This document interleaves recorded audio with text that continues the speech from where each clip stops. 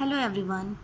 जैसा कि वीडियो में आप देख रहे हैं कि यहाँ पे एक चित्र है जिसमें एक बच्ची बैठी हुई है और इस चित्र में एक लड़का पढ़ रहा है और इस चित्र में एक लड़का खेल रहा है और इस चित्र में भी एक लड़का खेल रहा है। तो ये जो खेलना और ये पढ़ना और ये जो बैठना है, ये सभी क्या है? क्रिया। क्या है? क्रिया। ये जो भी हम कार्य करते हैं, पढ़ना, लिखना, उठना, बैठना, ये सभी हमारे व्याकरण में क्रिया के संबंध में आती हैं। इन्हीं सब बातों को, इन्हीं सब चीज़ों को हम क्रिया कहते हैं। तो आइए जानते हैं क्रिया क्या है।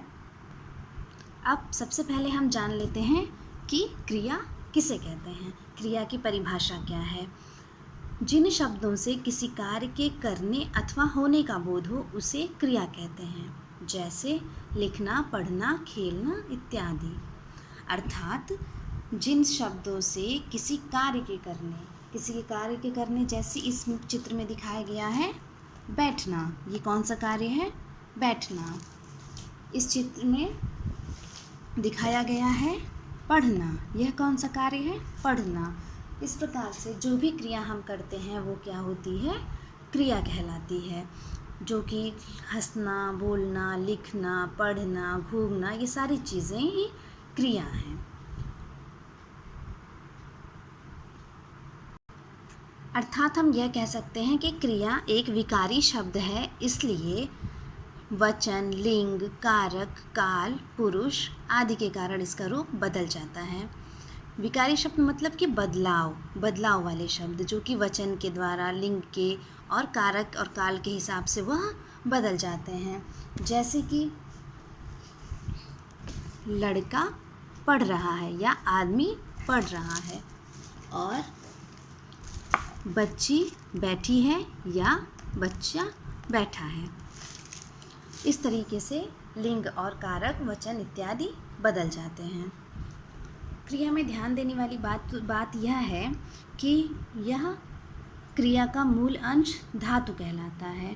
क्रिया का जो मूल अंश होता है, जैसे कि खेलना, पढ़ना, तो पढ़ में जो ना लगता है वह धातु कहलाती है, और खेल में जो ना है, लिख में जो ना है, वह धातु कहलाती है। धातु का जो विभिन्न रूप है वो क्रिया में दिखता है, जैसे जाना, आओ, तो आओ का आना, और फिर खाना इत्यादि। जैसा कि मैंने बताया, जाना, आओ, आना, जाता, खाओ, आएंगे, चुका इत्यादि, इन सभी रूपों में क्रिया का एक अंश आ, जा, खा, जो कि सब में है, वह प्रतीत होता है। इसे क्रिया का मूल रूप या धातु कहते हैं।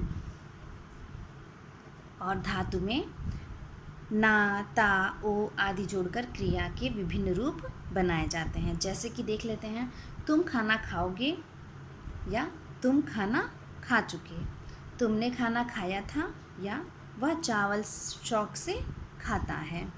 क्रिया का मूल अंश क्या कहलाता है? धातु कहलाता है। अब बात कर लेते हैं क्रिया के भेदों की। क्रिया के भेद। क्रिया के मुख्यतः दो भेद होते हैं। पहला कर्म की दृष्टि से और दूसरा प्रयोग की दृष्टि से। कर्म के दृष्टि से अकर्मक और सकर्मक, ये दो प्रकार होते हैं, और सकर्मक क्रिया के दो भेद होते हैं, एक कर्मक और द्विकर्मक। बात करते हैं प्रयोग की दृष्टि से। इसमें सामान्य क्रिया, संयुक्त क्रिया, नाम धातु क्रिया, प्रेरणार्थक क्रिया, पूर्णकालिक क्रिया और कृदंत क्रिया, यह सभी जो है क्रिया के भेद या प्रकार कहलाते हैं। अकर्मक क्रिया क्या है?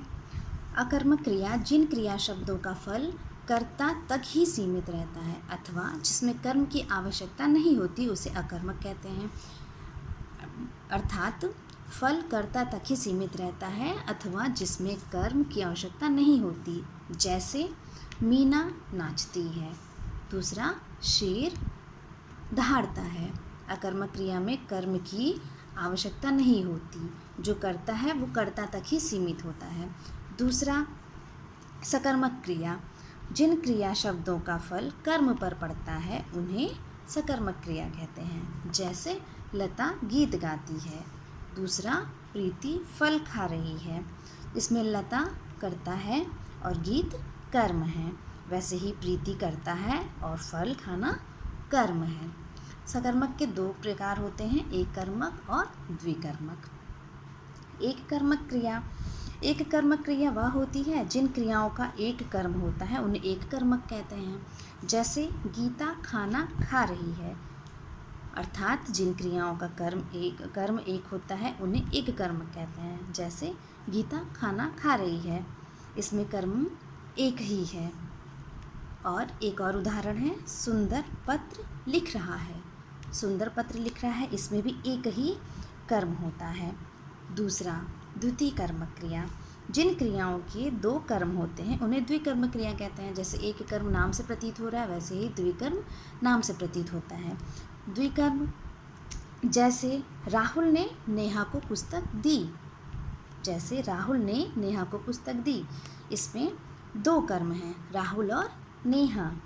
अगला हमारा है एग्जाम्पल, पुत्र ने माता को पत्र लिखा। पुत्र और माता, इसमें दोनों ही कर्म हैं, इस वजह से इसे द्विकर्म क्रिया कहते हैं। आज की वीडियो के लिए इतना ही।